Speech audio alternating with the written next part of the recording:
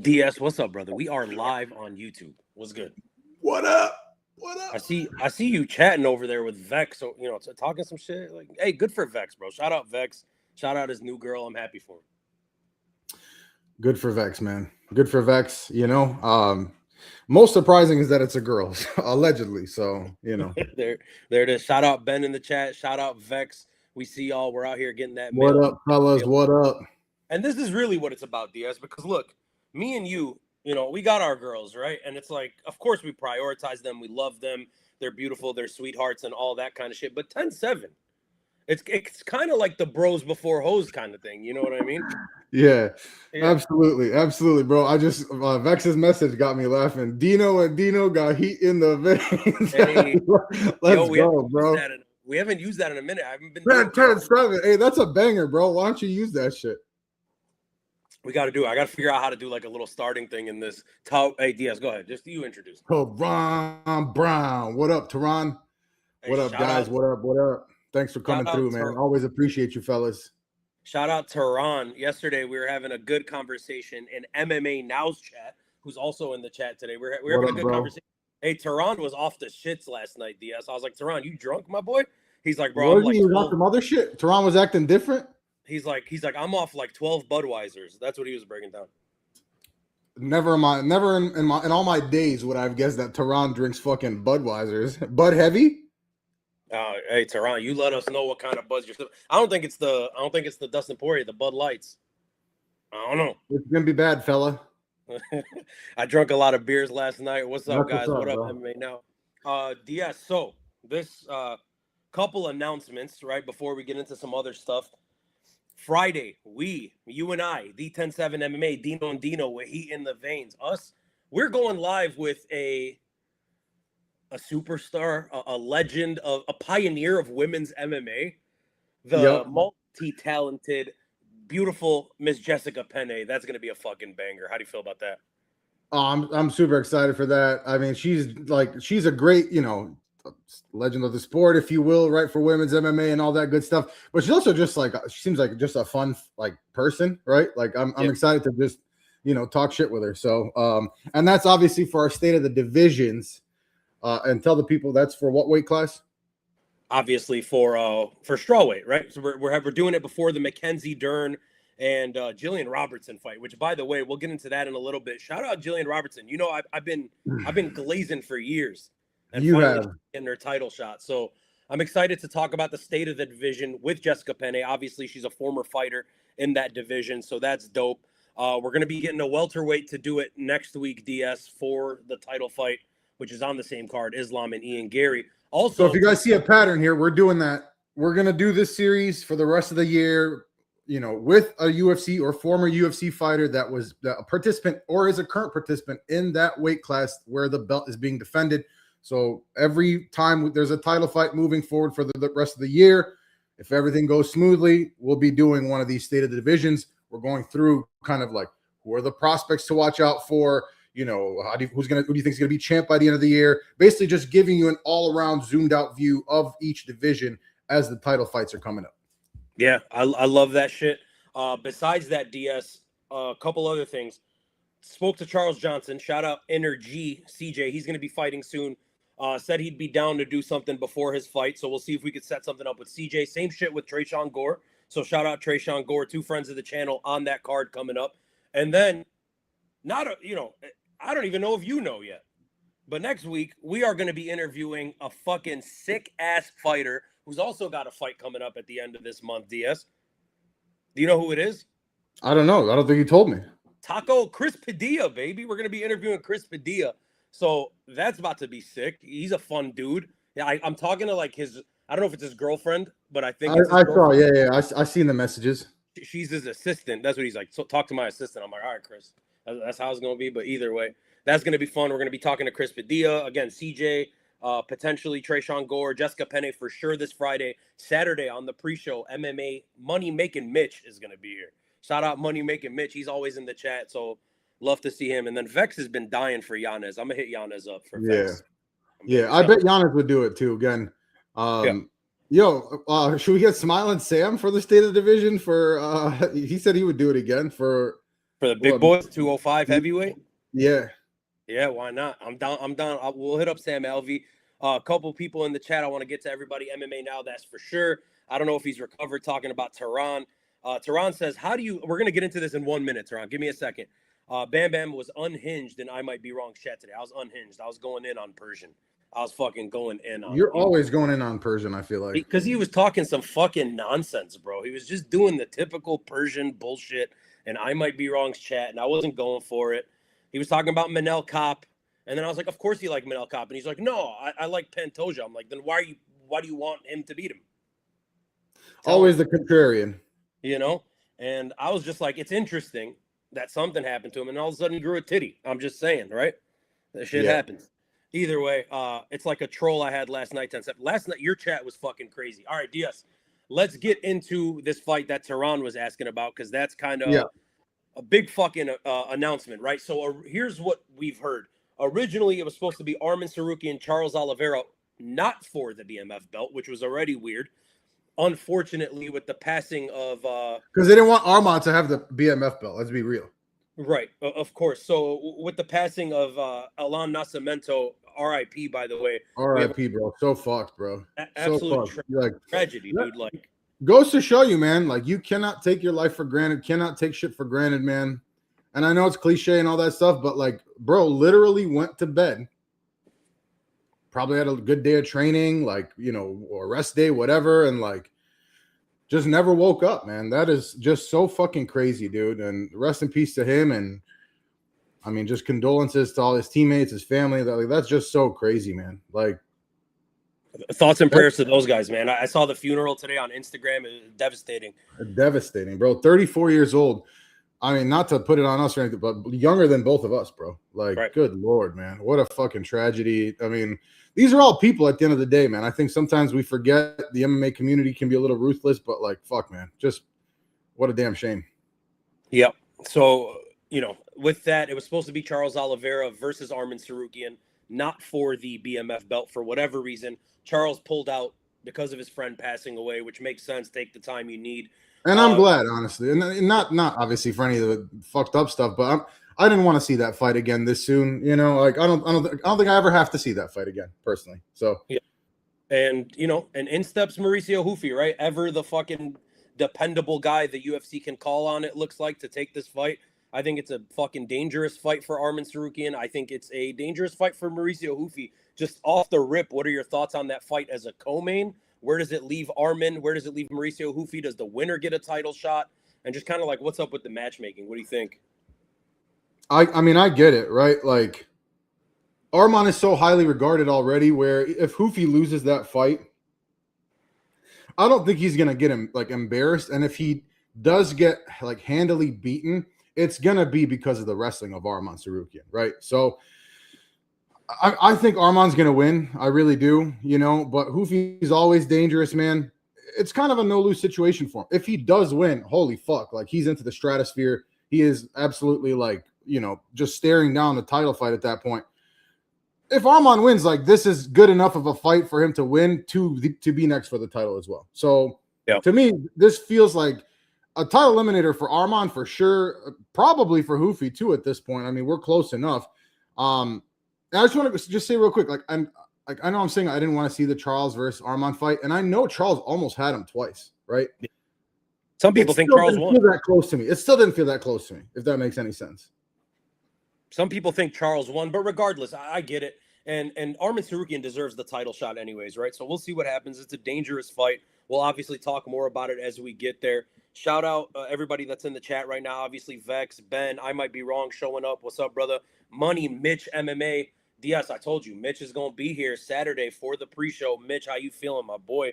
Let us know. DS, what up, Mitch?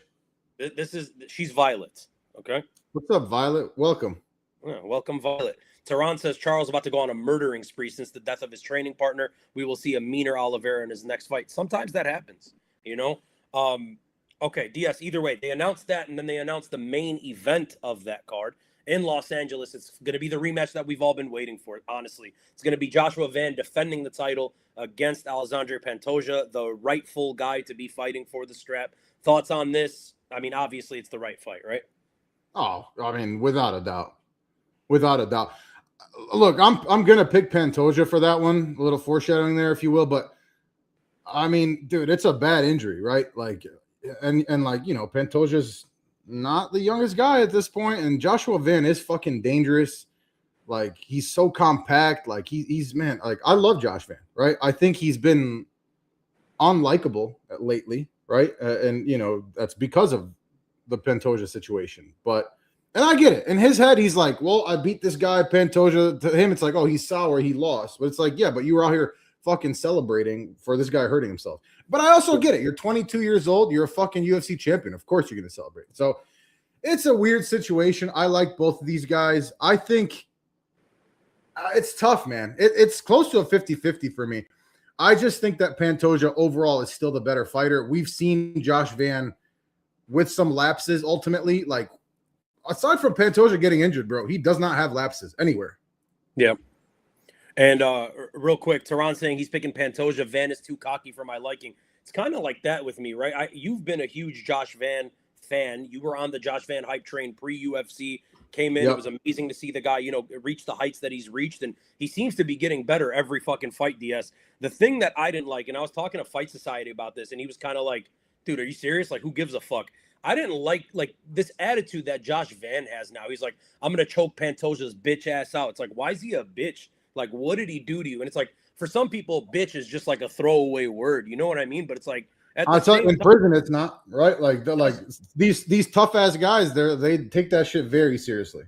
I'm saying, and then and honestly, even me, like, I don't throw that. Us as friends, like, right, like, sure, like, whatever, but like, I'm not calling another man a bitch unless I'm ready to fight. That's it. And then Ben's asking, does Arman losing to Colby on RAF lower his stock? Like, ever so slightly, but it doesn't fucking matter, really. Like, you know, he's still getting what he deserves, I guess, since they're not going to do the title fight. But that has nothing to do with RAF. The UFC doesn't want to give him the title fight, right? I mean, they've done everything in their power to not. So that's what I'm saying. So yeah, I mean, fucking wild.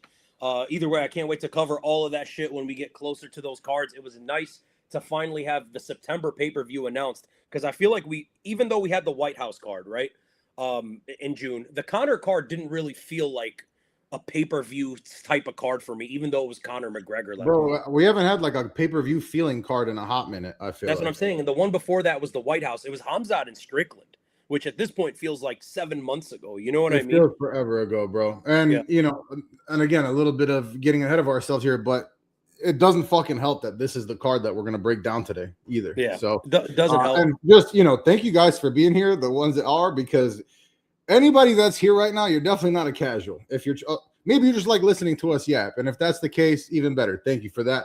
But if you're here to listen to a breakdown about this card, you're definitely not a casual. And we fucking love y'all and respect y'all for it. Hit the goddamn thumbs up and subscribe if you haven't. Mitch saying, huge fan of Van and Pantoja, but Van now has all the advantages in this rematch. We're going to talk about it on Saturday, Mitch. Once you get your ass on the pre-show, my boy, we're going to talk about it. DS, are you ready to get into this gosh darn breakdown? I mean, let's do it, man. Okay. Before we do, again, like and subscribe, press all that stuff. At the bottom there, follow us on Instagram at the107MMA, where we have grown exponentially over the course of the last 2 or 3 weeks, and we appreciate all of you guys for that. First fight of the night, DS, it is going to be the newcomer, Gigi Canuto, who actually just fought and lost on yesterday's episode of The Ultimate Fighter. She's taking on Carol Foro. Interesting, random fucking fight. This is the second person we've seen from this season's Ultimate Fighter lose and already be in the UFC before the show has even ended. Thoughts on this fight? First of all, just the concept of that I don't love, like, because it kind of takes away the stakes. It's like, oh, well, you lost. Fuck it. Come on in anyways. Like, it kind of takes away the stakes of the Ultimate Fighter. And I have my qualms with the Ultimate Fighter for a long time now in general, but that's not what we're talking about. So Gigi Canuto, she was in the LFA, right? She's, you know, that's pretty much where she spent most of her professional career. She's a high-level submission grappler, right? She's aggressive in attacking the back, the arms, the neck, 5 of her 7 wins, I believe, are by submission. So, I mean, that's kind of her bread and butter, right? Carol Foro, she is the Dana White's Contender Series contract winner, and she's a former Jungle Fight strawweight champion. Very different fight style, right? She's a pressure striker. I actually really like her power for the weight class. Yep. Like, I think she's very entertaining. The body shots are fucking awesome. 6 of her 9 wins have come by knockout or TKO. And I know it's not like the craziest, highest level of competition. That's still fucking impressive, man. So, her last 2 fights, I believe she had a knockout in the first round, and then she had a unanimous decision on the Contender Series. She's running a 7-fight win streak. For a girl that's not that experienced and who is a striker, like, she's shown a lot more patience than her finishing record would say, if that makes sense. Like, she's not like somebody who just like goes in and like, you know, she's not Terrence McKinney, right? Like, this fight was like officially announced on like 4 days notice, I want to say. Foro has had a longer preparation window. To me, she's the much more dangerous fighter here. Of course, when it's grappler versus striker, you know, there's a lot of variability there, right? Canuto, the grappling path is very straightforward here. On 4 days notice with Foro just being so damn dangerous, man. I really like her. I'm gonna go TKO second round for her. It's not a super high confidence pick, though, I will say. Yeah. I think it's pretty much Canuto by sub or Foro by TKO. Okay, fair. And I'll say this, right? We did just see Gigi Canuto, obviously, yesterday lose by TKO. First and foremost, just shout out to the lady that she fought. What's her name? Amaya. I think it's Melissa Amaya. Dude, absolute fucking monster, Diaz. Absolute monster, Melissa Amaya. Super impressed with that lady. Good for her. I think she's going to win the entire show. Now, as far as this fight's concerned, Gigi Canuto is a dog. Jiu-jitsu grappler. She's fucking nasty with the submissions. Had Amaya's arm shattered. Like, she broke her arm, and that's credit to Amaya for having your arm break and continuing to fight and win the fight by finish. Absolute dog. I thought very highly of Gigi Canuto throughout the show. Glad to see her here. She's taking on Carol Foro. With Carol Foro, DS, the only thing that's worrying me, right? She looks so good. She looks so powerful. The Chanel Dyer fight on the Contender Series, absolute fucking banger. One of the better women's fights we've seen on the Contender Series in years. The thing is, she popped for roids, man. And it's like lately we've been kind of seeing this trend of these people that are popping for roids not looking so good the fight after they pop for steroids. And I don't know if you're just frozen on my screen. Or I'm frozen, yeah. Oh, there we go. There we go. These people that pop for roids, they've been looking fucking awful in their next one. 80-20 on Tapology. 80% going for Foro.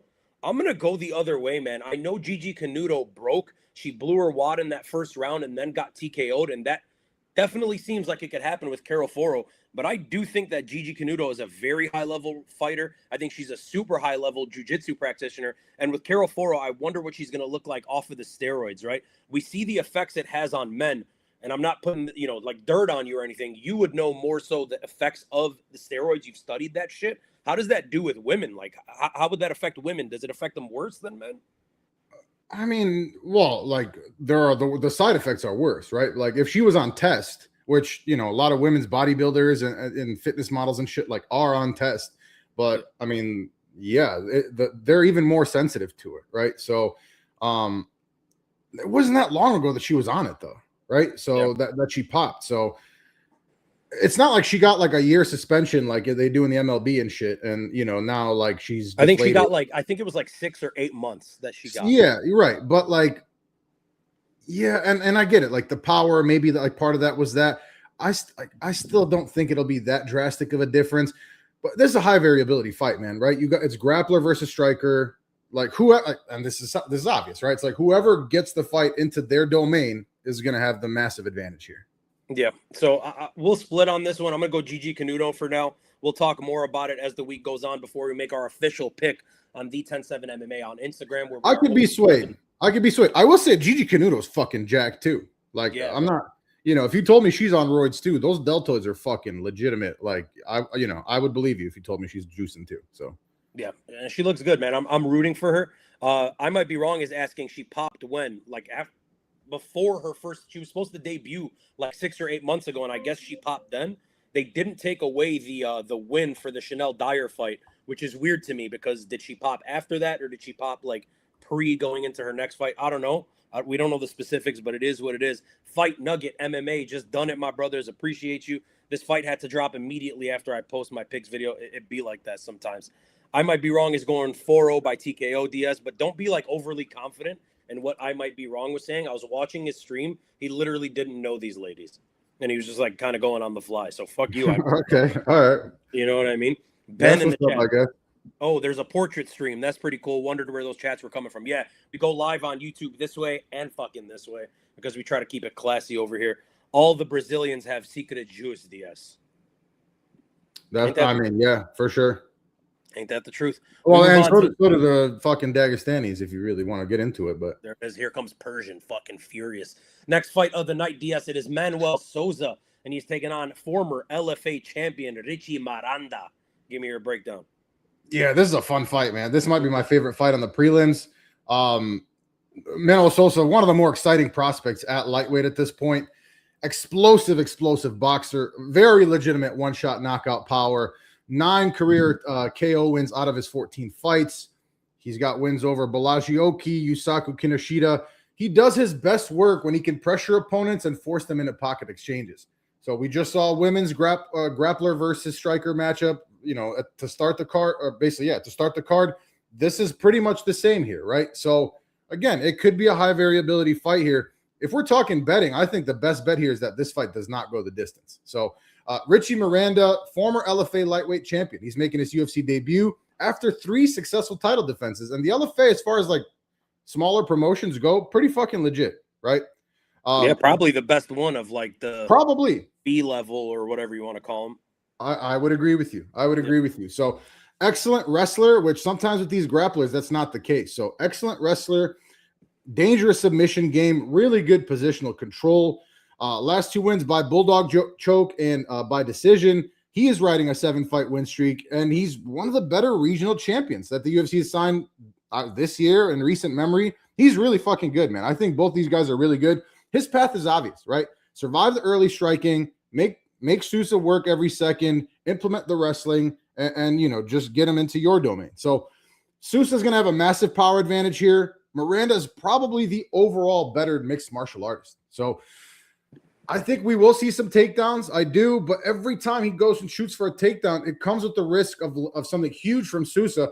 And I really, really like the power, man. I think eventually he does find a big shot. I'm going to go second round TKO. I mean, what odds are you seeing? I saw like minus 250 or something like that. Yeah, it's right around there. I don't know, man. I think this could be pretty much a pick 'em. So everything I just said, there absolutely could be some value on Richie Miranda. I am going to pick Souza, though, for the official breakdown pick. One more thing. If you look at Manuel Souza, you look down his record, his 3rd professional fight, DS, he beat Mauricio Ruffy. So that's fucking aging amazingly, right? Everything you said is correct. He has great power. The one loss on his career was against Archie Colgan, who we just saw this last weekend lose in the title fight to Usman Nurmagomedov over in PFL. Archie Colgan was undefeated up until that fight, a nasty fucking wrestler. And that's the way he beat Manuel Souza, right? It was taking him down and holding him there. So we've seen that hole in his game. Richie Miranda may not be as high-level wrestler as Archie Colgan is, but he is a good wrestler. So I agree with you. That's the way to win this fight. It's going to be heavily relying on the wrestling. And Richie Miranda's seen a bunch of high-level guys, right? He's been the champion in a big league. He's durable. He's fought every fucking style. I think he can win this fight, DS. I think this is I think a lot of people are picking Manuel Souza. Again, it's like 80-20 on Tapology or like 90-10. Everyone's picking Manuel Souza. I'm going to do that as well, but I'm not nearly as certain as I feel like a lot of people are in this fight. I've seen him lose by being wrestle fucked. Richie Miranda has the opportunity to wrestle fuck him. So I'm going Souza. I wouldn't be shocked. I might sprinkle on Richie Miranda as a one-off underdog, like half a unit type shit just to fucking play around. But Manuel Souza is going to be the pick because that power is nasty. It is very. It's like upper echelon elite level power. It's not just like, oh, he's got fucking unreal power for the weight class. But I agree with you. Like I said, man, I think the fight could be a pick 'em. That wouldn't have surprised me. But I get why it's not. Yeah, yeah. I wouldn't parlay Manuel Souza. Is basically what I'm trying to say. Fight does not go the distance, in my opinion. Like I don't see this going the distance. I think that's the best bet here. What's your confidence level for Souza to win? Yeah, 58%. Okay, fair. Yeah, I'm kind of around there too. I say like 60-40, same shit. But yeah, again, don't sleep on Richie Miranda. I've always been a fan of that guy. I might be wrong in the chat. I might switch then. I don't know which fight are you talking about. Good fight. He's really staying true to his name there. I'm saying, right? He might be right, but he might be. He could be wrong. Yeah. Good. He wants to go more now. This is what he broke down.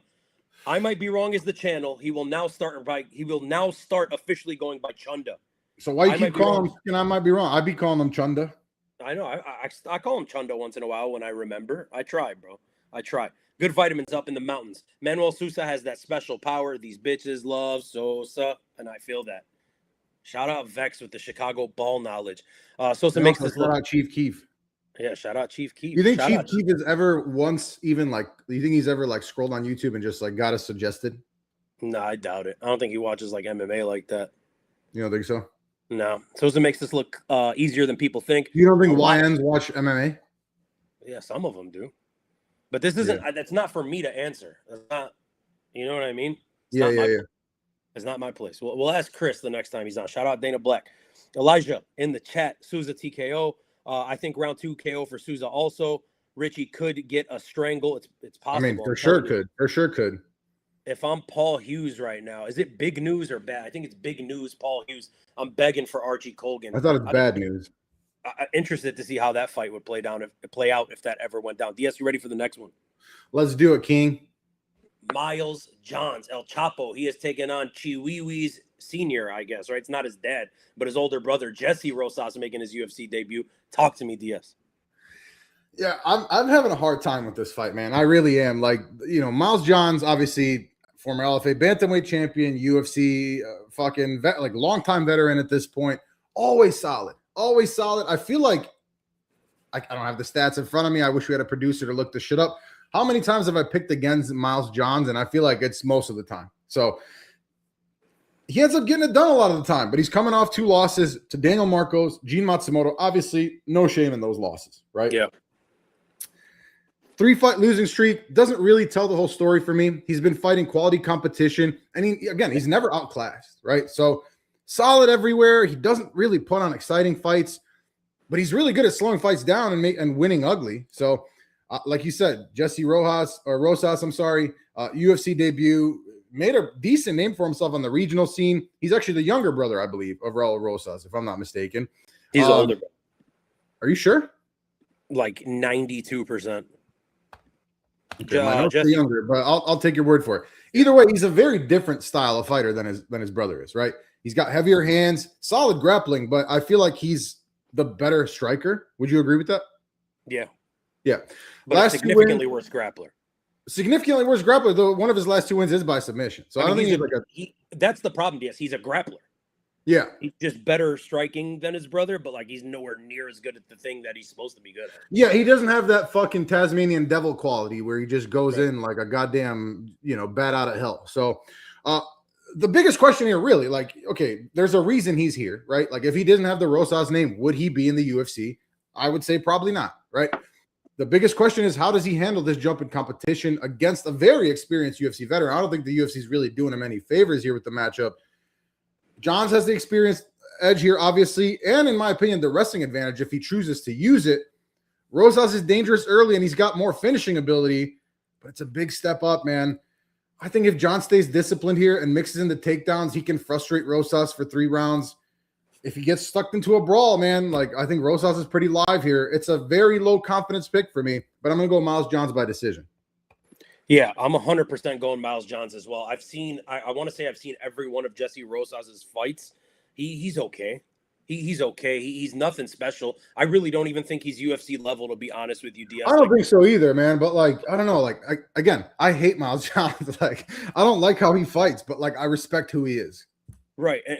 But that's what it boils down to, right? He's a UFC veteran, a longtime guy, great wrestling, throws power to get into the grappling. We know the Miles Johns recipe. It's that very traditional wrestler doing MMA. And then you got Jesse Rosas Jr., who's yes, he's a good submission grappler, and that's fine. But he's not special at all, hasn't fought a high level of competition. I think he's just in here because of the name value of his brother. And if the UFC gave any fuck about him, why would he not be on Noche UFC in a couple weeks in Arizona? Why is he here? That's such a good point. If they wanted to push this guy, they would have pushed him Like, yes, he's the taller fighter, he's the longer fighter, but experience at some fucking point matters. Miles Johns has been in there with guys that are 3 times the fighter that Jesse Rosas is, and he's beat some of those guys. So for me, Miles Johns via unanimous decision. He's the better fighter. Skill-wise, it isn't fucking close. The only opportunity is Jesse Rosas catching like a Hail Mary sub, or Miles Johns making some boneheaded ass mistake that leaves his neck out there, or something like that. But yeah, Miles Johns all fucking day. He's way better. Vex in the chat says Chief Keef solos King Von, and he's overrated as fuck. DS, how do you feel about that? I mean, I've always liked Chief Keef more, but I don't know. Like that's an aggressive statement, I'll say. And it's a dangerous thing to talk about here in the Shy, Vex, so we're not going to comment on that one. Miles John's going to make Jesse say uncle. I corrected and said Dio. You feel me, DS? Because that's just what they be doing out there. That's how they say it. I'm going Rosas by boring decision or late sub. Fight Nugget says Rosas has like no power. I watched him ground and pound in one of his fights for like a minute. The guy took no damage and the ref just stopped it because he was getting bored. Yeah, he's really not that good. Overrated, fucking name family merchant ass guy. You ready to move on, DS? Yes, sir. All right, and then speaking of like fucking kind of shitty dead hype, Dr. Nurgazai. He's taking on Bruno Lopez. Dr. Nurgazai came in with like super fucking high praise from everybody. Everyone thought this was going to be the guy and kind of showed not really, you know what I mean? But he's in the win column finally, DS. He's taking on Bruno Lopez. Talk to me. I mean, this is another one I'm having a hard time with, truthfully, because like Nurgazai, explosive as hell, and the fact that he's a southpaw, I think, could really work to his advantage here too. The knockout power, the combinations are legit for a thick ass boy too. He's got good hand speed. He's dangerous early, but like we've seen the holes, right? Like the grappling defense is like the fucking massive glaring hole here. Like he is not good at defending submissions whatsoever. So if he keeps this standing, I think he's going to win this fight. Like he's one of the physically bigger, stronger athletes in this division. Bruno Lopez, to his own credit, is a former LFA light heavyweight champion. He's much more well-rounded, in my opinion, clean boxing and opportunistic wrestling. And he's got some, he's had some submission wins. So like the hype of Nurgazai, like I know it's kind of faded, but like, I don't know, man. Like, I think he's going to have the faster hands. I think Lopez is more experienced and technically more complete. Also, if you look at the record of Nurgazai, 5 fights ago, he's fighting people who are like 4-0, 3-0, like making their fucking debuts. Typical. I know, but I know it's typical. I'm just saying, like, it's hard to compare, right? Like apples to oranges. So I think if Lopez can make Nurgazai wrestle for extended stretches, I think the fight gets very interesting. I'm going to go Lopez by submission, man. I want to pick Nurgazai by TKO. That was my original pick, Nurgazai by TKO round 2. I'm going to go Lopez by submission. I think he's just more well-rounded. And I'm just not that big on Nurgazai. Like, you have such an obvious – it's like Walter Walker, but like the opposite, right? Like, it's like you have such a glaring weakness instead of such a glaring strength in a weight class. So, yeah, I can't pick him. Look, man, I think both of these guys fucking suck. I'm going to be honest with you. I know you were trying to keep it nice by saying it the way you said it. I think they're both kind of trash. I think they're both pretty trash, which is wild for like a former LFA champ, but like, and one thing I will give you, Diaz, Bruno Lopez's losses are against way higher competition than the guys that Nurgazai's losing to in the UFC. So there is that on your side as well. For some reason, though, I'm going to go with Dr. Nurgazai. I think Bruno Lopez is so fucking hittable, man. And that's the biggest glaring weakness to me. On the feet, he is so hittable. He does not get out of the way. The head movement's terrible. And if you let this big-ass guy, Dr. Nurgazai, touch your face, he's probably going to fuck you up. And I know that's like a simpleton-ass breakdown, but I truly believe these are two simple-ass fucking fighters. I don't think there's much depth or complexity to either one of these guys. So I'm going to go Dr. Nurgazai. I'm not confident because I think they both fucking suck. But you're saying Bruno Lopez. We'll see how we go on Saturday. I'm willing to be convinced, is all I'm saying. You know? Respect. Yeah, I mean, honestly, I am too. So we'll have a conversation. We'll have a couple 2-3 adult beverages on some Tehran Brown shit, and we'll talk about some Tehran Brown shit is crazy. Shout out to Ron. Vex in the chat. The thing about Vaughn is that he sounds like a 5-year-old. If he had Pop Smoke's voice, he would be a great rapper. DS. On God, you won't go to O Block and say that. First of all, yeah. when we started this 10-7 MMA, did you ever think we would have like a 16-year-old in the Czech Republic talking to us about the Chicago rap scene? Was that like on your fucking bingo list or whatever the fuck they call it? Honestly, no, I did not. You'd be surprised how many Europeans like know about Oblak though. Like this is not the first time that it's come across in my life. Shout out from Oblak. We not from 63rd. I might be wrong. Says he got Nurgazai by KO. Fighting. I feel like I'm gonna end up flipping on this fight, and you know what? This is gonna sound so fucking stupid. It's a guy with the AY last name versus a Brazilian, and I just feel like we made this mistake last week on the card, or like an EV. Yeah. And I know it's not quite. It's like the second tier. It's like the B tier EVs are the EYs, AYs. You know what I mean? Yeah, the OV EV is like number one. Yeah. And then these guys, 100%. I feel like that is going to end up being I might just sway right now for that reason alone. So if we ever get an EV or an OV versus an AY, you know where to go. Oh, easily. But if it's close and and it's already pretty low level, like I should just go with the fucking AY. Yeah. So we're going with the fucking AY. Fuck it. I wouldn't bet on it though. Yeah, I'm not betting on it. Look, I work hard for my money. I'm not betting. Like I don't think I've seen anything to bet so far, except for a fight doesn't go the distance for the one fight that I said. I work hard for my money. I'm not spending it on DR Nurgazai, Bruno Lopez. That's all I'm telling you. Why is everyone acting like Lopez doesn't have a glass chin? He does. He does. He's hittable as fuck too, and that's the problem. Vex saying card's so shit. We debating rappers, and you know what, Vex? We're here to talk about whatever the fuck you want to talk about. So. Drop it in the goddamn chat, and I promise you we'll have a conversation about it. I mean, I will say, like, you won't find another duo on YouTube who's better to talk nonsense with. Like, master of none, but fucking, like, we'll talk about anything. We're like the Bilal of this shit. You feel me? Oh, God. Oh, God. And another Chicago fella, unfortunately, I guess.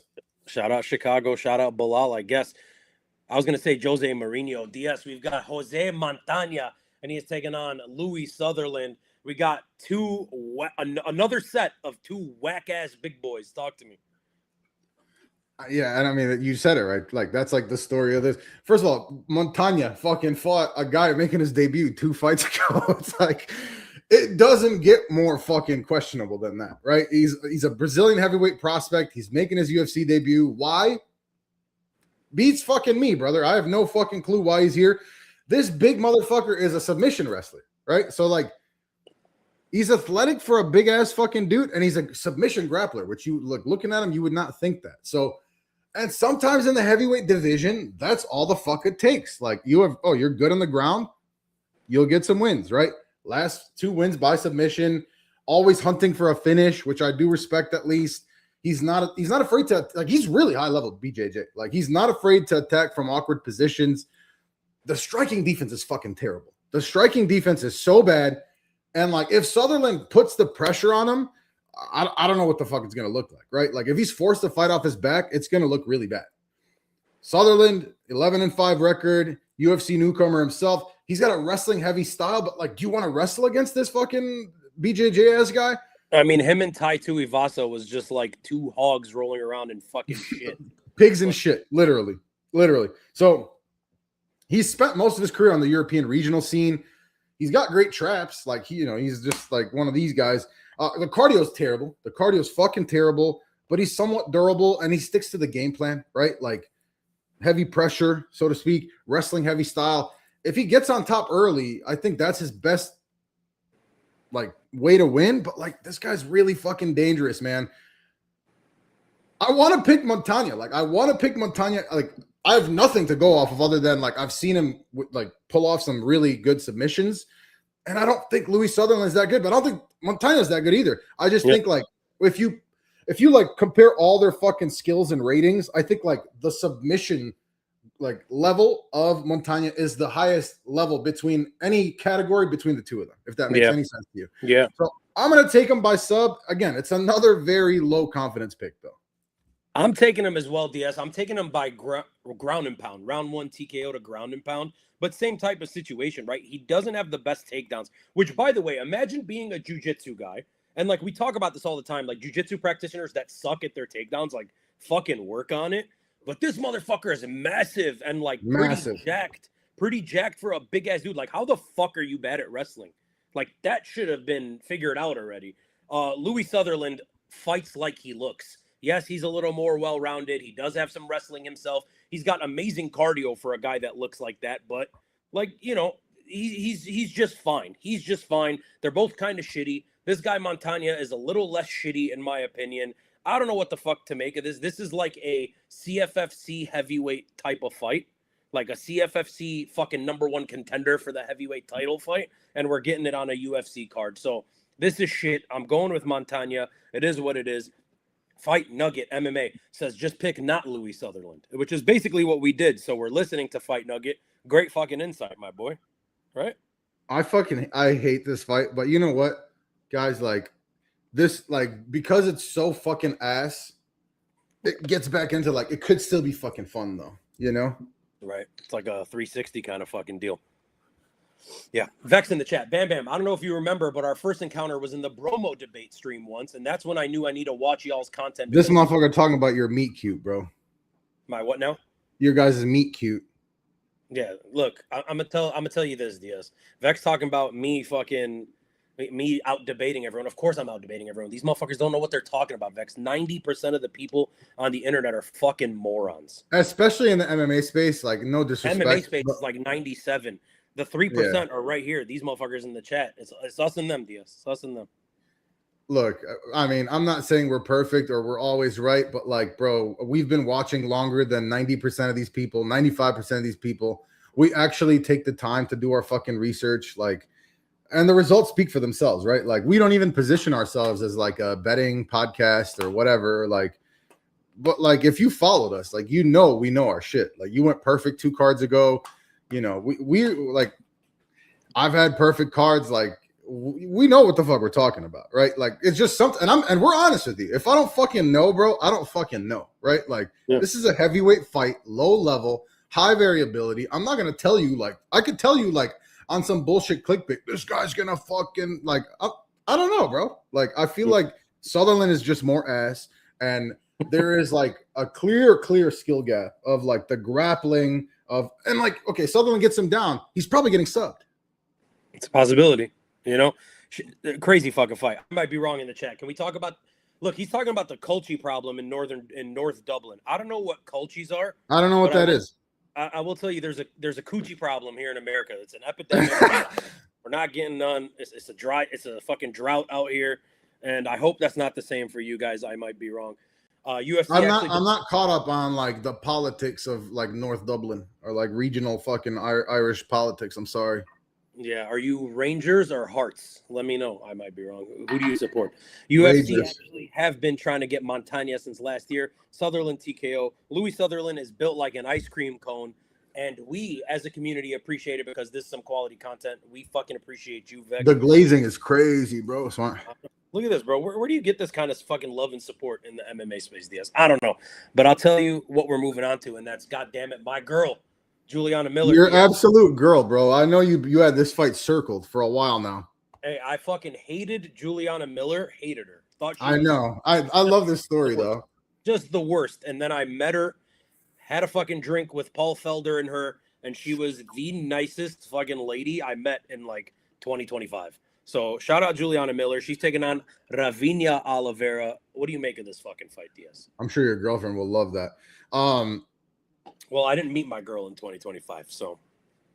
Look, I know, but why are you calling another woman? You know. Anyway, look, I think first of all, Juliana Miller's 4-4.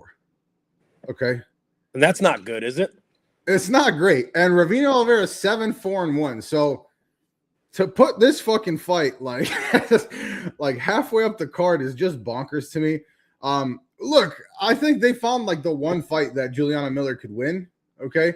I'm picking her here. She's a grapple first fighter. She wants takedown, top control, submissions. She beat even a Petrovic, who is maybe the worst women's prospect that the UFC has ever brought in, ever, period. Except for that one, what's her name? Like not Manning something, but that like tiny fucking like, you know what I'm talking about? Like a super short lady that fought like a couple years ago. Anyway. No idea. If she's striking for 15 minutes, bro, something's gone terribly wrong in this fight, okay?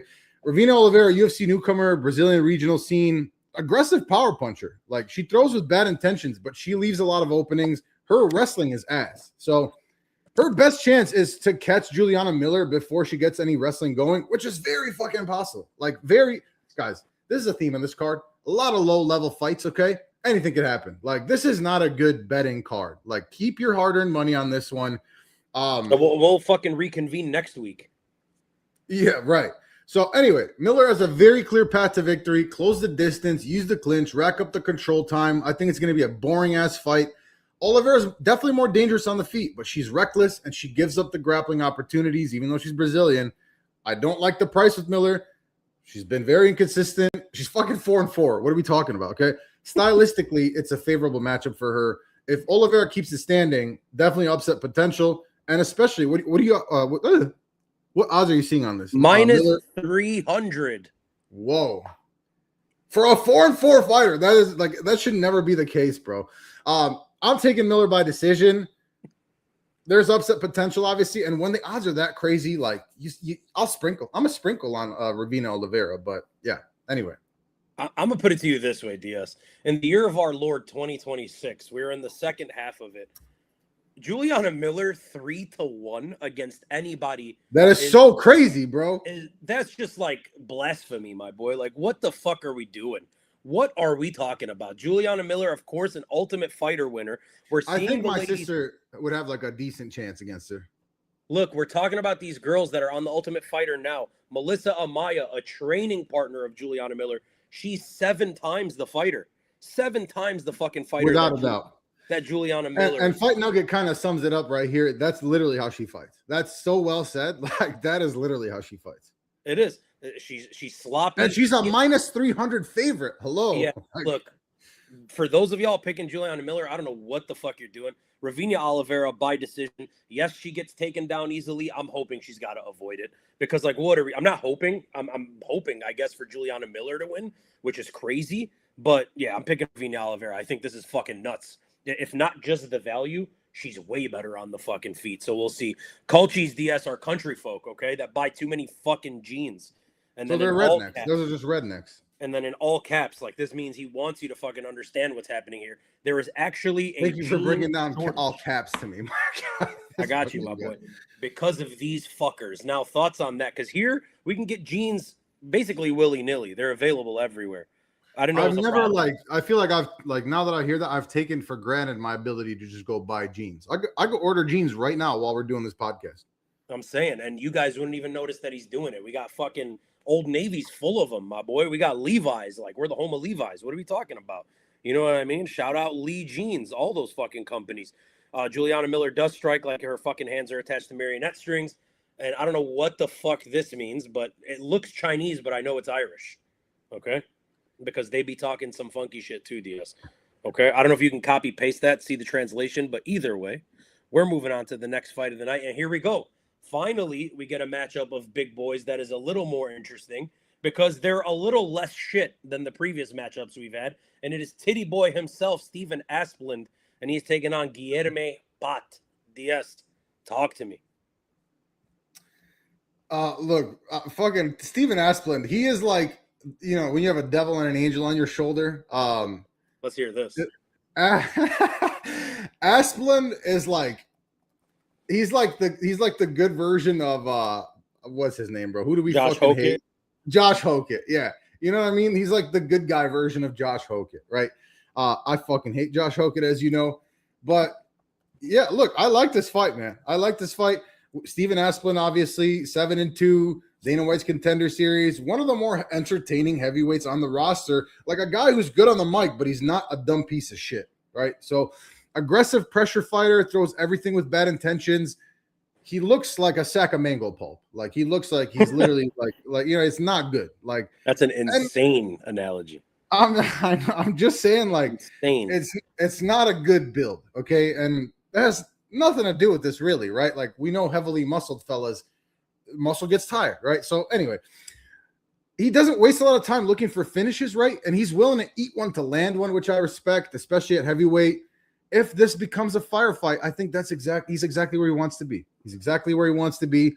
Guilherme Pat, which feels like it should be Pat Guilherme, but who the fuck am I to say? UFC debut after a successful run on the Brazilian regional circuit. A lot of Brazilian regional fighters here, if you haven't noticed. He fought last time, yes. Second fight. Yeah, it's fine. Athletic, heavyweight, finishing ability is great. Still relatively untested if you look at the record. He beat Diego Lopez 2 fights ago. I don't know if you saw that. So Wait, I don't what? think. Yeah, it's not the same Diego Lopez. It's Diego Lopez da Silva. So, okay. Yeah, no, that's fine. He's more technical than Asplund, to be honest, at least from what I've seen on the regional scene. But he hasn't faced anybody, which is weird to say, like, in my opinion, close to Asplund's level here. He needs to survive the early storm and extend the fight. I just like the dog in Asplund, man. I really do. Obviously, it's a heavyweight fight. Again, the most variability of any division. Pat is talented. I think it's a pretty decent jump in competition here. I think Asplund's going to force exchanges early and outland and land better shots. I'm going to go Steven Asplund by TKO, second round. Okay, I have no idea what happened to this little corner chat, but it just like jumped way the fuck back, which is absolutely crazy. Look, I might be wrong saying you're living in bizarro world. What was the guy's name? Diego Lopez da Silva or some shit? Yeah, Diego Lopez da Silva, yeah. Shout out Diego Lopez da Silva, future fucking GOAT. Look, man, Steven Asplund's good. I don't give a fuck. You said he looks like a bag of fucking pulp or some shit? Mango pulp, yeah. Yeah, maybe, probably fucking. I feel kind of bad for saying that now because, like, good on him. He lost so much weight, He lost like 300 fucking pounds. But why'd you ever get that fucking fat, dude? That's so fat. Like, sure, and he's like self-deprecating about it. He's like, I know, and that's another reason. Like, I feel bad for talking shit now because he owns it. He's like, I know I fucking look disgusting. I'm filthy. I wouldn't fucking look at me. I'm like, all right. How are your nipples at your belly button? You know what I mean? Too much. I'm just saying it's too much. Like don't beat yourself up that much, Steven. You're doing a great fucking job. Look, he's good. He's fucking good. You would think, looking the way he does. Again, this is the second time I'm saying it. He would have no cardio. He has a fucking gas tank, my boy. So he does. Good for him. Pushes a pace, throws fucking big, throws power. Guilherme Pat is jacked for the fucking division. Good movement. Clean. I think it's going to work against them against a guy like Asplund. I agree because I think he's too patient.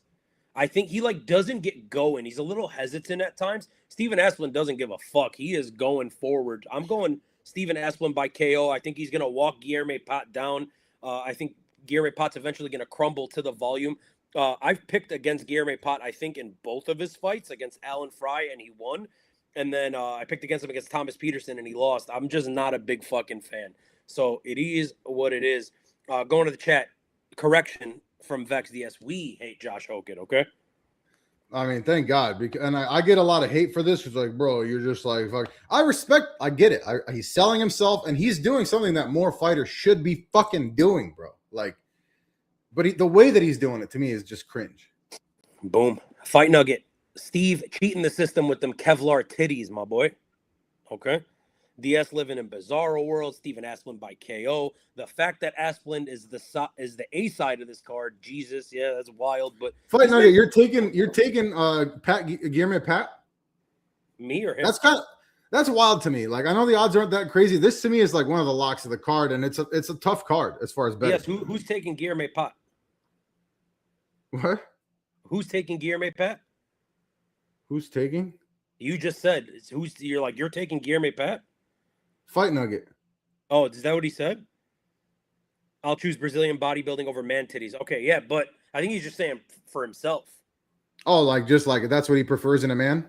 Yeah, like, you know what I mean? And no, I respect that. Wrong. I mean, same at that point. Like, if I had to, Yeah, and I might be wrong singing them Irish fucking folk tunes. I think we're going off of the fucking handles off the rails on this one. I got titties on this one. Shout out titties. I'm going Steven fucking Asplund as well. Chat, ask her titties, chat. Let me know.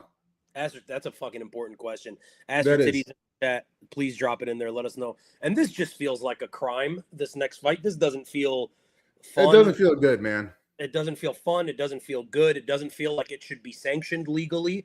This feels like criminal activity from the UFC. Yeah. But it is literally Darren the Damage Elkins. Yeah. Yadier Del Valle. DS. Holy moly. Talk to me. I'd rather be fighting Andrea Valle, like, kind of thing. You know what I mean? Like, I don't know. Like, this is a fucking, like, it makes no sense to me. Like, minus 800. Okay. Darren, the last I saw, Elkins plus 520. Look, Darren Elkins, man. First of all, like, I've seen him. He's cross-eyed at this point. He's got the Shawn Michaels cross-eyes going on. Shout out HBK. Shout out HBK for sure. One of my favorites. But like he is still more well spoken than like a lot of guys, which is wild. So shout out Darren Elkins' fucking cranium. I don't know, like it's still holding his brain in pretty good. Look, one of the toughest fighters in the history of the UFC for my money. Relentless wrestler, survives punishment better than anybody. He beat Daniel Pineda not long ago, lost to Julian Erosa. 41 years old now, man. Durability and pace are starting to become questions. Like, he's tough as fuck, bro. Like, and again, we say like when that's what we talk about, though. But he's made a career out of that, so it's a little different with Darren Elkins. But like when we say, "Oh, he's tough," it's like, but she's a nice girl. Like, okay, so she's not good looking, you know. Yadir Del Valle, 10-1, man, undefeated in the UFC. One of the more intriguing prospects in the weight class, right? Explosive southpaw, fast hands, sharp counters. The takedown defense is getting better, and I think that's going to bode well for him here. Beat Connor Matthews, beat Matt Levitt, athletic, confident, dangerous from the get-go. Like, how is he going to handle the pressure of Elkins? But Elkins is like maybe a few years ago, right? And even then, I would give Elkins like a fighter's chance, but like, dude, he's 41 now, on his way out. He's already said it's his last fight. The UFC is doing him no fucking favors, bro. What is this matchup? Like, what is this matchup? I fucking hate it. Elkins is never an easy out, but come on, man. Like, he's going to get overwhelmed. He's going to get fucked up here. There's no reason for him to get knocked out in this fight, and he will. I'm going to go TKO. I'm going to go round 3. I think Elkins is tough as fuck, but he's getting fucked up, man. Yes, you're copy-pasting your notes from the last Yadir Del Valle fight. He just fucking lost. He just fucking lost to Jordan Levitt. Not that. Oh, shit, that's right. That's right. I forgot about that one. Not that it fucking matters. It doesn't matter. It's not going to matter for the Elkins fight, but you're right. I forgot that the one loss on his record is to fucking Levitt. Shout out Jordan Levitt. But look, yes, Darren Elkins, man, like, first of all, thank you for a great fucking career. He said this is his last fight. Thanks for the memories, all that shit. This guy, like, he looks frail in the cage. He's shaking. He fucking shakes. Like, how are we legally sanctioning this fucking fight? He looks like Mickey Rourke in The Wrestler. I'm saying, my dude, this is fucking terrible. Yadir Del Valle, round 1 KO, and this tells me nothing about Del Valle. There's nothing to learn about Darren Elkins. It is what the fuck it is. He should like feel bad. He's like, I hope he's just gonna get a paycheck, like, and that's it. Right, just wrestle and sub him and make it that way. By the way, I might be wrong. The only fucking man of culture in this chat, because he's the only person that answered. He didn't give us the answer we were looking for. He said thighs, which is like a great fucking choice. No, you just skipped. You just literally skipped Elijah, dude. Oh, shout out Elijah. He's the only one that actually answered. Elijah, the true man of fucking culture in this one. Be more like Elijah, everybody. Titties.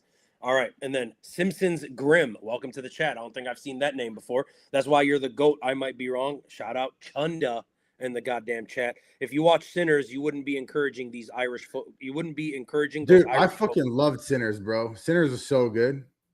Never seen it. Really? Oh, dude, you gotta watch it. Movie or a show? What's her name? What's Josh Allen's wife?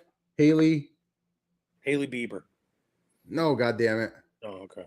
She's bad in that, bro. I don't know. I don't know these things. All I know is fucking MMA, goddamn it. And Fight Nugget is a guy, which is kind of wild. Not for me. It's not for me either, but like I get it. He's on some Mark Sheeby shit. Shout out Mark. Shout out fucking feed addictions. You ready to move on, DS? I'm ready to move on, brother. Hey, it is Ty Addictions Miller. Is crazy, but okay. I don't know. Grow up. No, I feel you. Hey, no, I'm not judging. I'm just saying. No, I'm not judging. I just love the comment. Grow up. It's so good. You know, I don't want it to be that way. Like, hey, I ain't judging, bro. You like feet, you like fucking feet. You know what I mean? Ty Miller, DSD is taking on your boy, Billy Ray Goff. Never once. Never once. Let me bring back an oldie. Diaz, Billy Ray Goff, what does he drink? Billy Ray Goff? Hold on, I gotta look at him. Let me look at his face. For the OG fans, they would know about that shit. Bro, like Coors Light? He's just a Coors Light guy, you think? Just a pure fucking light beer kind of dude?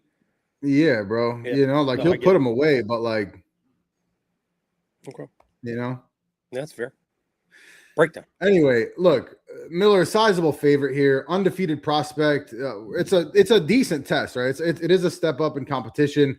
He's a long athletic striker. He uses his reach really well, right? He's got decent finishing power. He's composed for like a younger guy, you know, pretty early in his career. He's pretty composed. He doesn't really overextend looking for knockouts. He just lands good shots, maintains range. He's difficult to pressure effectively, which I love to see in a younger fighter, right? Billy Ray Goff, okay, interesting name. I like it. Physical pressure fighter. He mixes in the boxing and the solid offensive wrestling pretty good. He's known for his toughness and the aggressive style here. He's got losses to Trey Waters, Ramiz Brahimaj. He's willing to make fights ugly, and he's got the experience advantage technically, right? I think he's going to need to force Miller backwards and make it a gritty, nasty fight, right? Miller is the cleaner striker. It's a big reach advantage here. I think that we're really going to see that play out. Goff's best chance is going to be to just make him wrestle, right? Close the distance, make Miller wrestle. I just think Miller is simply the better athlete. I think he's going to land the cleaner shots throughout. I'm going to go Miller, second round TKO. Yeah, Ty Miller's that fucking guy. Shout out Billy Ray Goff. He's good, DS. Like, he has all those fucking qualities. And it's not just the qualities in the sense that we've been talking about him in the last couple of fucking months where, like, he's a dog and he's gritty and that's all he has. He has those fucking tools, though. And he's also pretty good, Billy Ray Goff. Ty Miller's just a motherfucker, dude. This guy is really talented. I really do think highly of him. Great finishing skills, good power, great fucking pace. He hits hard as fuck. And Billy Ray Goff is, like, to me, slightly chinny. So I think that's dangerous. I'm going Ty all fucking day. I don't know if it's by decision or KO yet. I'm probably going to go round 3 KO, late round 2 KO, but a decision's definitely on the table. But I don't mind Ty Miller at all on a fucking money line if I have to parlay something on this card. He's minus 345. I think that's pretty good value. I don't think Billy Ray Goff really has a fucking chance in this one. We saw what Fight Nuggets said. Grow up, Alexa Grasso fan right here. Facts. Busted. Miller by close decision. I agree. I agree with all that. Next fight of the night, DS, and we move on to the feature fight. And it is going to be your girl, Amanda Lemos, and she is taking on Alexa Tainara. Dude, the odds on this are fucking crazy to me. Yeah. What are you seeing on this right now live? Minus 265 for Tainara, plus 215 the other way. How do you feel about that? I don't love it just because Amanda Lemos Amanda Lemos has a bunch of losses. So I get why Alexa Tainara is the favorite in this one. The problem is Amanda Lemos' losses have come to super high level competition. Girls she's supposed to lose to, girls that Alexa Tainara would lose to, right? So that's kind of the tricky part in this one for me. Alexa Tainara, I feel like we just really don't know who the fuck she is yet. Like, yeah, she's got some wins. She's 3-0 in the UFC. Molly McCann by submission. Molly's way out of the UFC. Bruna Brazil after that. And Loma Lookbunmi and Bruna Brazil. Two girls that are kind of like one-dimensional, where she was able to take like differently one-dimensional. Like, well, no, they're both strikers, but like, right. But she was able to kind of take advantage of those, right? Like, I think Alexa Tainara wins this fight. DS. Look, Amanda Lemos is a hard hitter. She fucking cracks. She's probably pound for pound the hardest puncher in this division. I think Tainara is kind of good. I don't know what to make of her yet. I think it'll be a very boring 29-28. I think she has to utilize the wrestling. We've seen Amanda Lemos held down, and I think Alexa Tainara is like powerful enough to hold her there if she gets her there. So that's how I'm going to go. But Lemos is not a bad underdog on this one. I mean, I agree, man. Like, I'm really tempted to pick her. I'm going to go Tainara as well, man. But fuck, dude. Like, Tainara looks decent, rapidly rising, right? Like, good winning streak. It's the wrestling for me, right? It's like the wrestling and the really heavy top pressure, and she's got great submissions. And like that, like the concern is for me with Lemos, and she's, first of all, Lemos is 39 now. Yeah. Like you, I that was kind of surprising to me. I didn't realize that she was that old at this point, to be honest with you.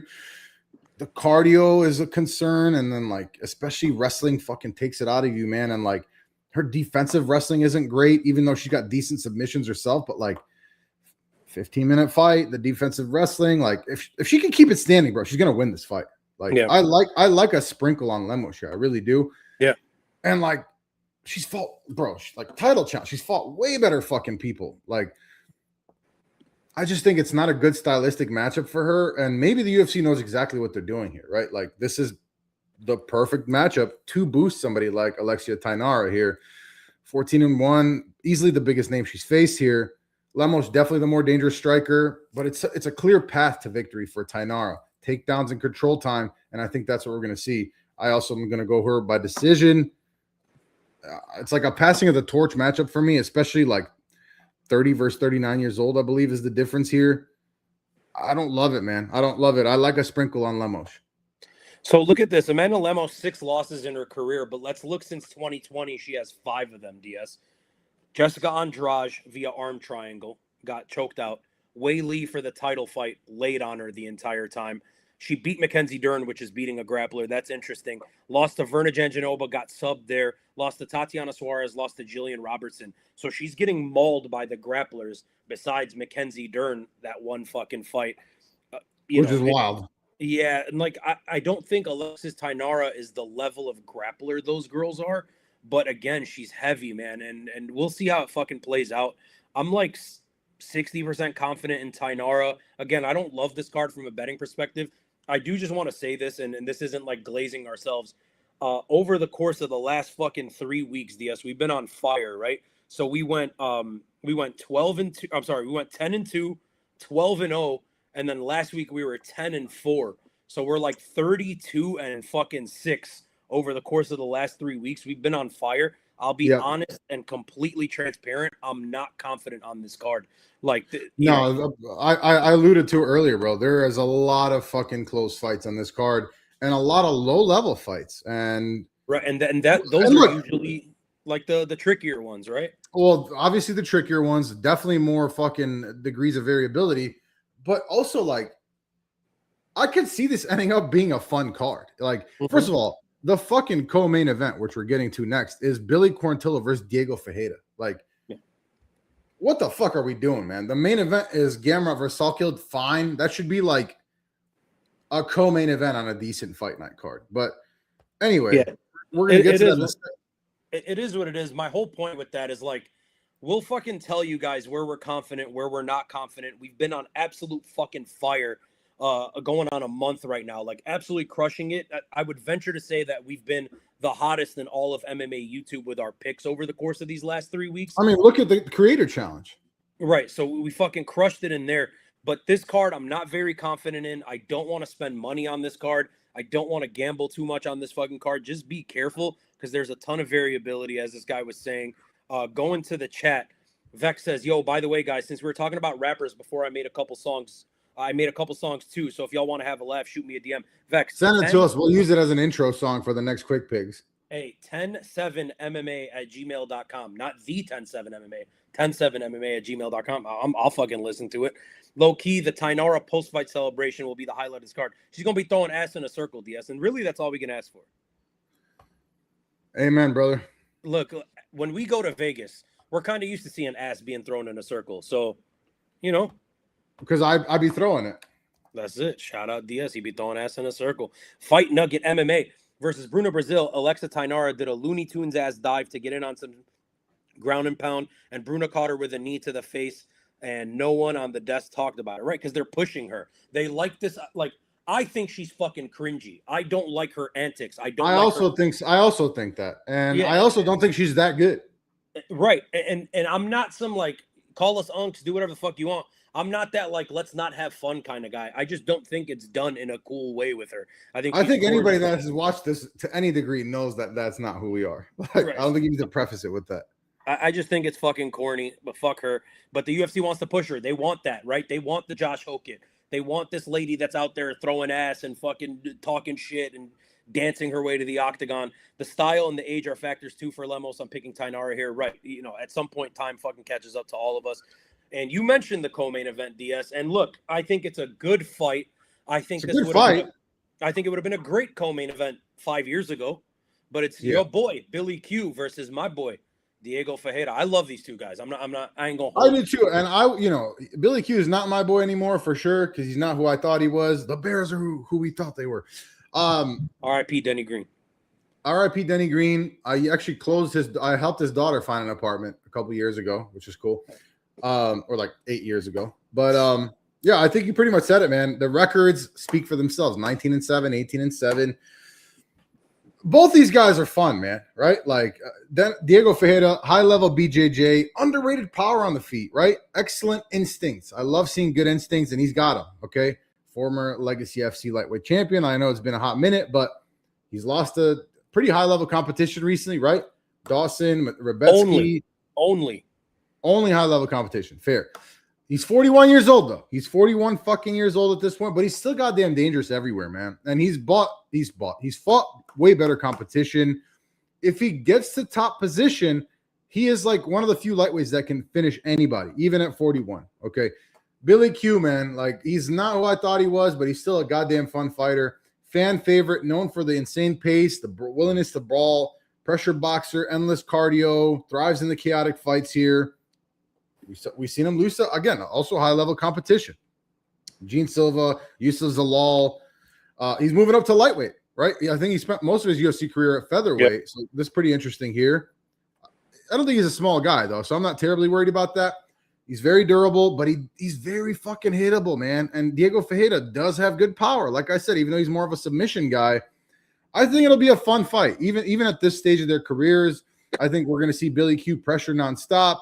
Ferreira, still the more cleaner technique guy, should be the more dangerous fighter on the feet and on the mat, truthfully. Yeah. Man, fuck, dude. This is such a hard one for me. I'm going to take the 41-year-old. I will. I just think Billy Q is just too hittable. I think Diego is just more dangerous wherever the fight goes. And I don't see it going the distance. If I did, I would take Billy Q, but I just don't. Look, Diaz, a lot of people are picking Billy Quarantillo, and I'll be honest with you, man, I don't fucking see it. And I really think this is a case of like recency bias with people picking against Diego Ferreira. For those of us in the know, for longtime MMA fans, this was a guy that spent the better part of a fucking decade inside the UFC rankings at 155 pounds when 155 quietly. Yeah, when it was at its absolute fucking peak too, right? He was killing it in the fucking UFC. He was never like top 5, but he was always in the top, he was always there, bro. Like yeah. 12, 11. So finally, he goes on a little streak in the UFC, loses a great fucking fight to Beneil Dariush, like back in the day. I'm talking 2014, fucking 12 years ago. Loses that fight. Then he gets knocked out by Dustin Poirier, wins the fucking like 6 in a row, loses to Beneil again in the rematch, loses to Conor Gillespie, and then loses to Mateusz Gamrot.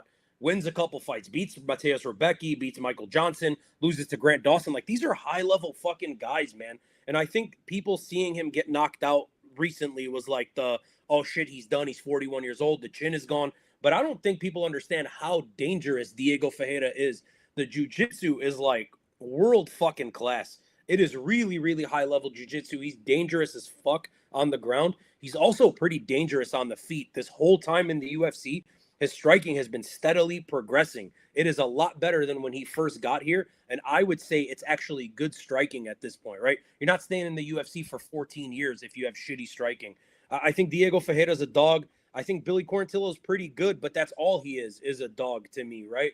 Moving up in weight, naturally going to be the slightly smaller guy. I'm going Diego Ferreira. He's older, but to me, he feels faster. He feels fresher. He's the better athlete to me. He's the more dangerous fighter to me. I'm fairly confident in Diego Ferreira, and this might be like my bias towards him might be swaying me a little heavier on his side than I normally would be, but he's a fucking monster, man. I respect everything he's fucking done in this sport. So I'm glad we're on the same freaking page, DS, on this co-main event. Look who's in the building. Your boy, John Dong. John Dong. That's Teron Brown's boy, actually. But what up, John? What up, John? I might be wrong. Says this feels like a send-off for Diego. Okay? So shout out Diego. Might be the end for him. I think the only reason this is the co-main event. So childish. I think the only reason brother get a typo in the chat. It happens. I think the only reason this is the co-main is because they're gonna fire both guys no matter who wins. Maybe, but why not just keep Diego around if he's willing to keep fighting? Feed him to young guys, right? I got Diego though. I agree there. Diaz, and we move on. You mentioned to the main event of the evening. You mentioned this being like sort of a low-level main event, but it is interesting, right? You have Killian Salkilld. Without a doubt, it's interesting. Yeah, look, you have Killian Salkilld, who now has kind of, like, in MMA, there's this trend going on, right? And I guess we're a part of it because we're in the MMA online space with YouTube. Killian Salkilld has become sort of like a meme for the MMA community, right? Like, people love this guy. There was the fucking viral head kick, and then last time out against Beneil Dariush, gets another knockout. Like, he seems like a pure finisher. This guy touches you, you're going out. He's facing Mateusz Gamrot. I think this is the biggest step up in his career. This fight is damn near 50-50. Everywhere I'm looking, it's 50-50. Some people are on Gamrot, some people are on Killian Salkilld. Where do you lie on this one? I don't know, bro. I really don't. I've been struggling. I've been struggling, man. Like, what odds are you seeing right now? Minus 135? Let me see. Pulling them up Salkilld? right now. Minus 135, yeah. Like, I want to pick Salkilld. Like, I don't like like, I respect Gamrot. I don't like Gamrot. Like, and Salkilld is so fucking fun, bro. He's got the look, he's got the style. Like, his takedown defense is 45%. Killian? Yeah, bro. Yeah. 45% takedown defense. Got taken down twice by Beneil Dariush in the first 3 minutes of that fight. Like, yeah, Beneil and Gamrot is great. like, he's like Beneil was on his way out. That's my point, right? Like a washed. I think we can all agree. I love Beneil, and let's fucking talk through this right here. I love Beneil, but it's clear he's not the same fighter. Guys, Dino's a Syrian, and Beneil's a Syrian, and it's not just because of that. Like, right. Like Beneil's historically a great fighter, like a great guy too. So DS, hear me out. Beneil clearly on the way out. Like, it's not the same Beneil as even 2 years ago at this point. And it was a perfect matchup to give Salkilld. Showcase fight, right? And we both picked first round knockout and we fucking nailed it. Like, it made sense. Mateusz Gamrot right now in 2026 is not Beneil Dariush in 2026. Even though Beneil beat Mateusz Gamrot 2-3 years ago, right? 2-3 years ago in Abu Dhabi, 2-3 years Dagestan. Beneil beat him there, but Mateusz Gamrot, like that again, that was a different Beneil. This is a different Gamrot. Like, I don't know what to make of it because I think clearly this is Killian Salkild's toughest matchup. And without a doubt, I feel like they could have given him an easier matchup, truthfully. If Beneil was taking down Killian Salkilld, Beneil in this day was taking down Killian Salkilld, why can't Gamrot do it? That's the thing that's kind of throwing me off. Well, Gamrot will do it. Gamrot will do it. But when this was announced, I was like, Killian Salkilld first round knockout. Me the closer we get, I'm just kind of like, I don't fucking know, man. I don't know, but right now in this moment, I'm picking Gamrot. Guys, wins over Arman Tsarukyan, Rafael dos Anjos, Rafael Fiziev, Jalen Turner. If he can consistently get takedowns, and I think he will, bro, like, it's going to be it's a 5-round fight. It's going to be exhausting fucking fight. Of course, Salkild's always live for the fucking knockout. And Gamrot's chin isn't like great, to be honest with you. He gets dropped every fight, but he doesn't get every single fucking fight he gets dropped. And I think he will get dropped. And I think it's gonna be a back and forth kind of fight. But like, the cardio is still fucking elite. He's the Marab of this weight class, bro. Like, probably the most accomplished wrestler in the weight class. And he's gonna get takedown unless he gets fucking sparked out in the first few minutes. Like, or in the first minute, he's gonna get takedowns, bro. He will. I want Salkilld to win. I want to pick Salkilld. He's got a 5-inch reach advantage. Like, that cannot be discounted. Like, that's a big fucking reach advantage. And also, timing beats speed. Like, bro, he's got unbelievable timing too. Like, we've seen that play out. The footwork is great. He's very composed. It's a huge step up. I feel like they could have given him one more fight, like just under this, to like build him up a little bit. And against a guy who's not like a fucking elite wrestler and cardio guy. The takedown ability, like, you know, obviously he's young enough to like where it could improve drastically. Striker, wrestler, Gamrot's gonna get him down, man. He's gonna get him down. I'm gonna take Gamrot by decision. I don't want to. I've never been a huge Gamrot guy here. I think it's gonna be a competitive fight. I think Gamrot will get dropped, but I think Salkild's gonna get taken down, and he's gonna wear down as the fight goes on, man. I'm gonna take Gamrot by decision. So here's another thing. You mentioned the wins on Mateusz Gamrot's record. Let's look at the losses. It was Guram Kutateladze, and that was when Guram Guram was like, oh, he looked like the next champ. That's what I'm saying. That was when Guram was like fucking. It was supposed to be him. He was the next guy. Massive win streak. Loses to Beneil in Abu Dhabi. Another win streak. Loses to Dan Hooker and then Charles Oliveira. Like, super high level guys. Super fucking high level guys. And then I see what Fight Nugget's saying. He's saying Quillen called out Gamrot after his last fight because that's the natural progression, right? You beat Beneil. And that takes some balls, right? But like, I don't know, man. Like, there were easier matchups. So look, man, I think Killian Salkilld is a bit overrated. I get the hype. He's got power. He's got a look to him. The head kick knockout went fucking viral. That's always going to explode your stock and whatnot. This is the toughest test of his career, man. And I'm on the opposite side of everything that you are. I'm rooting for Mateusz Gamrot. I don't necessarily care for Killian Salkilld.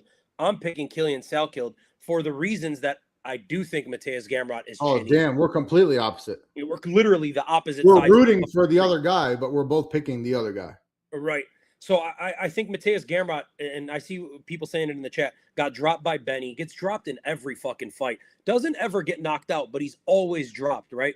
Killian Salkild's going to hop on that shit. Pause, no Diddy. He's going to fucking go for it. You think he's going to bounce on it crazy style? He might, right? We're already talking about throwing ass in a circle. He might be bouncing on it. I don't know, man. I think Mateusz Gamrot, again, I think the danger gets significantly less and like exponentially less as the rounds progress. We've never seen Killian Salkilld ever in a fourth round. We've rarely seen him in a third round. His last few fights have ended in the first or second round. What's his cardio going to look like not only in the third, fourth, and fifth rounds, but in the third, fourth, and fifth rounds if he's been taken down, right? So I think, again, as the minutes pass by, it's better for Mateusz Gamrot, but I'm going Killian Salkilld. I think he's too long. I think he's too rangy. I think power is serious. Experience matters. And, you know, Mateusz Gamrot could pull it out of his fucking ass and win this one.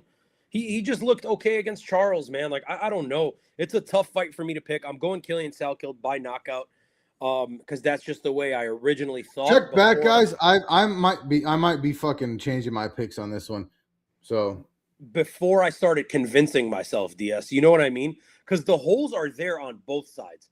This guy's strengths, this guy's weaknesses. It makes a lot of fucking sense. Going to the chat, John Dong putting this face up there saying sup. I got cousin Gamrot via sub or decision. I got Gamrot going down big Quilly style. Whatever happened to Josh Quinlan? Remember that guy? He was ass. Yeah, he was ass, but he was so fucking powerful. I was disappointed when Islam versus Dariush was canceled back in 2022. Same. Also, always wondered how. Honestly, same. Dariush was fucking sparking dudes. Beneil on that run was sick. Yeah, bro. Beneil had some like the sneakiest power that you'll ever see in the weight class. Because he's strong-bodied. You know what I mean?